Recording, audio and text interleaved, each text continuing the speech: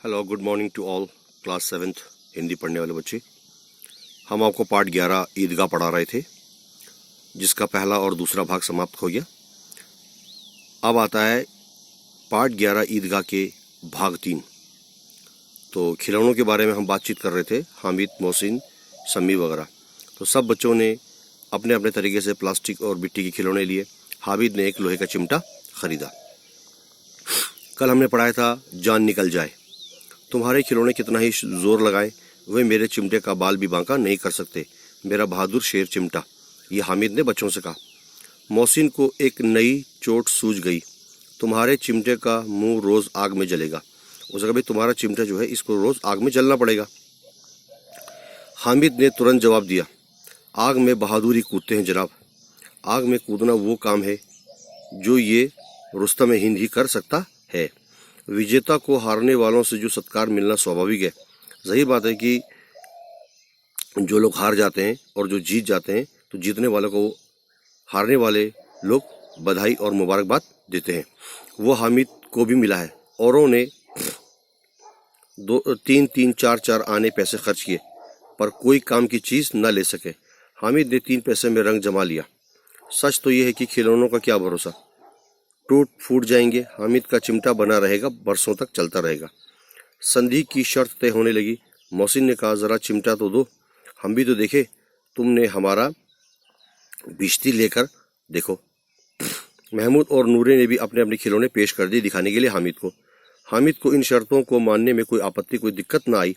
चिमटा बारी बारी से सबके हाथ में गया और उनके खिलौने बारी बारी से हामिद के हाथ में आए देखने के लिए। कितने खूबसूरत खिलौने हैं। रास्ते में महमूद को भूख लगी। उसके पिता ने केला जो है वो खाने के लिए हामिद को दिया। महमूद ने केवल हामिद को साझी बनाकर, अपना दोस्त बनाकर, उसके अन्य मित्र जो है ताकते रह गए। ये उस चिमटे का प्रसाद था कि आपस में दोनों ने एक दूसरे के खिलौने देखे आपस में। अच्छा 11 बजे सारे गांव में हलचल मच गई। मेले वाले आ गए। बाकी सभी बच्चों के खिलौने मिट्टी के थे। मोहसिन की छोटी बहन से भिश्ती खिलौना हाथ से गिर गई, टूट गया। नूरे का वकील हवा या पंखे की चोट से टूट गया। महमूद का सिपाही टोकरी से गिर जाता है और उसकी टांग भी टूट जाती है।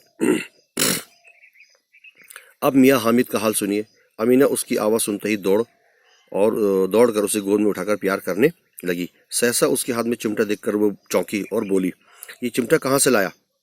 हामिद ने कहा, मैंने मोल खरीदा है। के पैसे में लिया है? हामिद ने कहा, मैंने 3 पैसे में खरीदा है। अमीना ने छाती पीट ली। ये कैसा बेसमझ लड़का है, दोपहर हुई, न खाया न पिया, लाया क्या? ये चिमटा। सारे मेले में तुझे और कोई चीज़ न मिली थी जो ये लोहे का चिमटा उठा लाया? ये सुनकर आमीना का दिल जो है वो बिल्कुल पसीज गया। बहुत उसे दुख होने लगा। आगे देखिए। अच्छा, अब जब ये तमाम बातें हामिद और आमीना के बीच हो रही थी, तो आमीना ने सोचा कि यार दिन भर हो गया मेले में, इसने कुछ खाया नहीं, कुछ पिया नहीं, और बच्चों को इसने खाते हुए भी देखा होगा, तो इसका मन कितना तरसा होगा, है ना? तो प्यास भी लगी होगी, ललचाए भी होगा दूसरों को देखते हुए, ये तमाम बातें। अच्छा, अगली लाइन देखो। हामिद ने अपराधी भाव से कहा, मतलब एक गुनहगार के नज़रिए से उसने कहा, दादी तुम्हारी उंगलियां तवे से रोटी बनाते समय जल जाती थी, इसलिए मैंने इस चिमटे को खरीद लिया है। बुढ़िया का क्रोध, हामिद की दादी आमीना का जो गुस्सा था वो तुरंत स्नेह प्यार में बदल गया। ये मूक स्नेह था, ये एक बहुत साइलेंस प्यार था, खूब ठोस, रस और स्वाद से भरा हुआ था। बच्चे में कितना त्याग है, कितना सद्भाव है, और कितना विवेक है, कितना अक्ल है।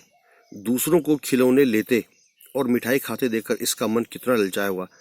आमीना सोच रही है, और बच्चे भी थे, उन्होंने अलग अलग भिन्न प्रकार की खिलौने, मिठाइयाँ वगैरह खरीदी।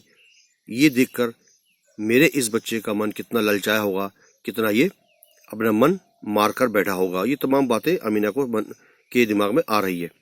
इतना जब्त इससे हुआ कैसे? इसका दिल कैसे हुआ कि एक अपनी बूढ़ी दादी के लिए लोहे का चिमटा खरीद लिया जाए?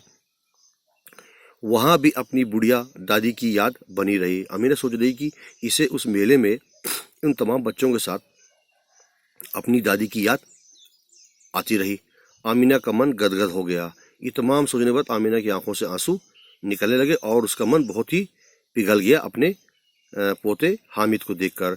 तो ये कहानी जो है प्रेमचंद द्वारा लिखी गई थी, ईदगाह।